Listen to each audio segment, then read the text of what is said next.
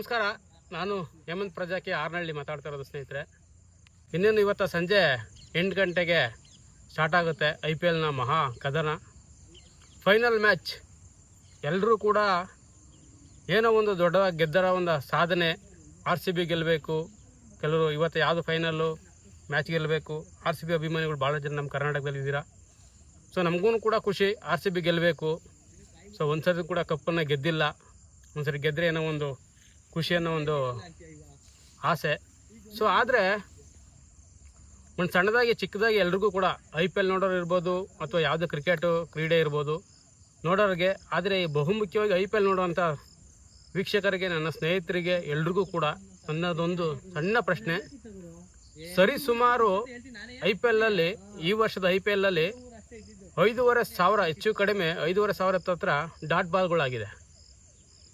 So BCCI ಮತ್ತು IPL ಎರಡೂ ಕೂಡ ಏನು ಟಾಟಾ IPL ಏನು ನಡೆಸ್ತಿದ್ರು ಅವರೆಲ್ಲ ಸೇರಿ ಒಂದು ಡಾಟ್ ಬಾಲ್ಗೆ 18 ಸಸಿಗಳನ್ನ ನೆಡಬೇಕು ಅಂತ ನೆಡ್ತಾರೆ ಅಂತ ಒಂದು ಮಾಹಿತಿ.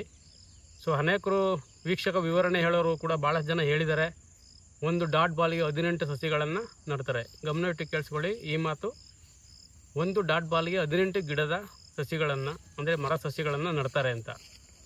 ಸೊ 5,500 ಡಾಟ್ ಬಾಲ್ಗೆ, ಹೆಚ್ಚು ಕಡಿಮೆ 5,500 ಡಾಟ್ ಬಾಲ್ಗೆ, ಒಂದು ಡಾಟ್ ಬಾಲ್ಗೆ 18 ಗಿಡಗಳನ್ನ ಸಸಿಗಳನ್ನ ನೆಡ್ತಾ ಇದ್ದಾರೆ ಅಂತಂದರೆ ಇದುವರೆಗೂ ಎಲ್ಲೂ ಕೂಡ ನೋಡಲಿಲ್ಲ ನಾವು.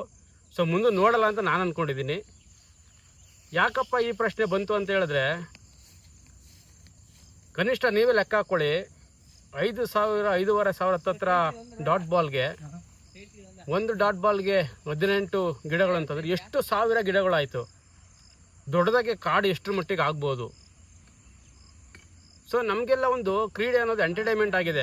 ಆ ಎಂಟರ್ಟೈನ್ಮೆಂಟ್ ಆಗಿದೆ, ಅದ್ರ ಜೊತೆಗೆ ಏನೋ ಒಂದು ತೊಗೊಂಬರ್ತಾರೆ, ನಮಗೆ ಖುಷಿ ಪಡಿಸ್ತಾರೆ, ಓಕೆ ಒಪ್ಕೊಳ್ಳೋಣ.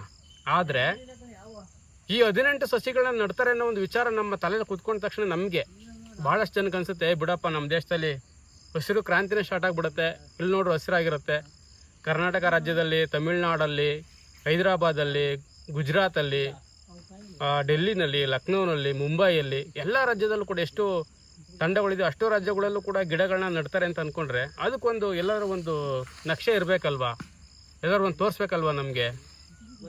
ಸೊ ಎಲ್ಲಿವರೆಗೂ ನಾವು ಪ್ರಶ್ನೆ ಮಾಡೋದಿಲ್ವೋ, ಎಲ್ಲಿವರೆಗೂ ನಾವು ತಿಳ್ಕೊಳೋದಿಲ್ವೋ, ಅದು ಹೀಗೆ ಇದೇ ರೀತಿ ಹೋಗ್ತಾ ಇರುತ್ತೆ. ಇದು ವಿಚಾರ ಯಾಕೆ ಬಂತು ಅಂತ ಹೇಳಿದ್ರೆ, ನೋಡಿ, ನಾವು ಜಿಯೋ ಹಾಟ್ಸ್ಟಾರ್ಗೆ ದುಡ್ಡು ಕೊಟ್ಟು ನೋಡ್ತೀವಿ, ಆಮೇಲೆ TVಗಳಲ್ಲೂ ಕೂಡ ನೋಡ್ತೀವಿ, ರೀಚಾರ್ಜ್ ಮಾಡ್ತೀವಿ, ಎಲ್ಲ ಕೂಡ ಟ್ಯಾಕ್ಸ್ ಅಂತ ಹೋಗುತ್ತೆ, ದುಡ್ಡು ಅಂತ ಹೋಗುತ್ತೆ, ಯಾವುದು ಕೂಡ ನಮಗೆ ಉಚಿತವಾಗಿ ಅದು ಕೂಡ ಕೊಡೋದಿಲ್ಲ. ಆದರೆ ಈ ರೀತಿ ವಿಚಾರಗಳಲ್ಲಿ ನಾವು ಯಾಕೆ ಅದನ್ನು ಗಮನಿಸಲ್ಲ? ಎಸ್ಪೆಷಲಿ ಕ್ರಿಕೆಟ್ ಬಗ್ಗೆ ತಿಳ್ಕೊಂಡಿರೋ ಯುವಕರುಗಳಿಗೆ ಕೇಳೋದು ನನ್ನ ಪ್ರಶ್ನೆ.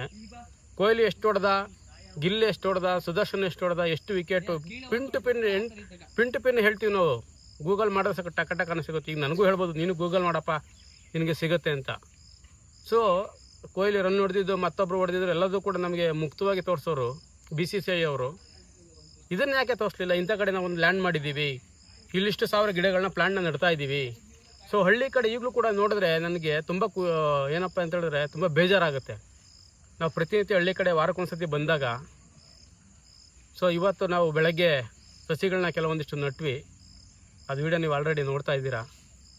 ಏನು ಬೇಜಾರಾಗುತ್ತೆ ಅಂತಂದರೆ, ಇರ್ತಕ್ಕಂಥ ಅರಣ್ಯನ ಒತ್ತುವರಿ ಮಾಡ್ಕೊಂಬಿಟ್ಟು ಜಮೀನುಗಳನ್ನ ಮಾಡ್ಕೋತಾ ಇದ್ದಾರೆ. ಅದೇ ಜಮೀನು 5 ವರ್ಷ 10 ವರ್ಷ ಆದಮೇಲೆ ಲೇಔಟ್ಗಳು ಮಾಡ್ತಾ ಇದ್ದಾರೆ. ಯಾಕೆ ನಾವು ಯಾರೂ ಪ್ರಶ್ನೆ ಮಾಡ್ತಾ ಇಲ್ಲ? ಯಾಕೆ ನಮಗೆ ಸ್ವತಂತ್ರ ಇಲ್ವಾ? ಸ್ವತಂತ್ರ ಅಂದರೆ ಏನು? ಕೇವಲ ಬರೀ ಮಾತಾಡೋದ, ಇನ್ನೊಬ್ಬರು ದೂಷಿಸೋದ, ಬರೀ ಇಷ್ಟೇನ ಸ್ವತಂತ್ರ?